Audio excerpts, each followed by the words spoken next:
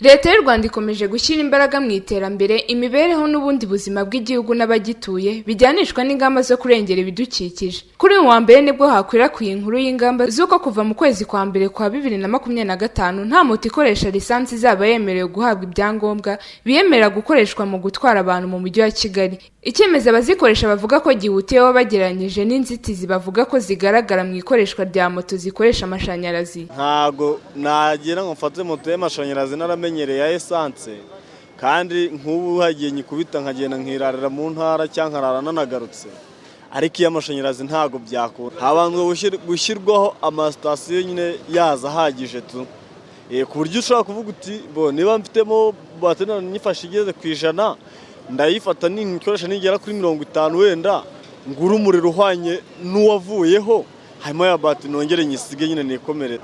Usanga zigira inuzi ibibazo byinshi, ugasanga nko kujya gusharija kuri bateri urasanga urahamara iminota myinshi. Urajya kuri sitasiyo ugasanga uhetse umugenzi ugiye no kumukerereza guhindura bateri bayikuramo bambikamo indi, ugasanga ni umwanya n'igihe uri gute. Ntago tubyishimiye mu ruhande rumwe. Ahubwo numva ikizima ari uko bafata nka moto, ubundi moto nshyashya itari yasaza ntabwo isa n'umwotsi, ahubwo kereka wenda bavuga ngo nka moto zimaze nk'imyaka wenda nk'itanu cyangwa 6 nibazihindurire, kuko ari ukuntu nk'ize bazihindura bakazishyiramo bateri, ariko kuvuga ngo baraduca gutyo byo tuba tubona ari indi mbogamizi. Kandi ziriya moto na sitasiyo zo gufatiraho n'amabateri nazo ni nkeya, nabyo ukabona nabyo ni indi mbogamizi. Niba umuntu afite umugenzi agiye nk'ikabuga uri hano Nyabugogo ukabona nta muriro ufite, urabanza ujye kuyireba nk'inyamirambo. Icyo badufasha nyine babanze bongere uburyo bwo kugira ngo boroshye kugira ngo umuntu abone bateri yazo. Urabona n'ubundi twebwe dutuye i Kigali, bavuze ngo dukoreshe iz'amashanyarazi, izi ngizi nta kintu twazimaze, kandi nta bundi bushobozi twaba dufite bwo kugura iz'amashanyarazi. N'ubundi dusabye cyangwa se urebye ukuntu bigenda tubashyira nk'ingi bakaduha amashanyarazi, tukamenya ngo dusigayemo angahe tugakora tuyishyura, n'ubundi tukongera tukabona moto zacu. Ku rundi ruhande abamaze kuyoboka moto zikoresha amashanyarazi baratinyura abagenzi babo, bavuga ko nta nzitizi zidasanzwe bahura nazo. Abantu babarenzaho ibyabo. Iyi moto ifite bateri, ifite ibirometero igomba gutwarwa. Mu mujyi wa Kigali nta hantu habura bateri yayo.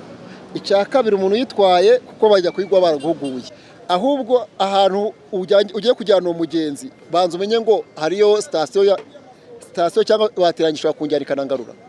Sitasiyo ntago zahita ziba nyinshi kuko no mu gihugu ntago zirageramo ahantu henshi. Aho zibasha kuba zigera babashije kwashyira amasitasiyo. Ubwo rero uko umurimo uzagenda waguka cyangwa se abazigura bazagenda biyongera, ni nako sitasiyo zagenda ziyongera, kuko babasha gushaka sitasiyo bitewe n'uko babona moto zihari zingana. Minisiteri y'ibikorwa remezo yerutse gutangaza ko guhera mu kwezi kwa mbere k'umwaka utaha wa 2025 mu mujyi wa Kigali nta moto zikoresha peteroli zizongera gutwara abagenzi, ahubwo hazajya hakora izikoresha amashanyarazi gusa. Ni mu gihe mu Rwanda habarurwa moto zisanga 100,000 mu gihugu hose, zirimo 46,000 zikoreshwa mu gutwara abantu n'ibintu. Ndetse u Rwanda rwihaye intego y'uko uyu mwaka ugomba kurangira moto zikoresha amashanyarazi zimaze kurenga 10,000. Ingabire Gina, Isango Star.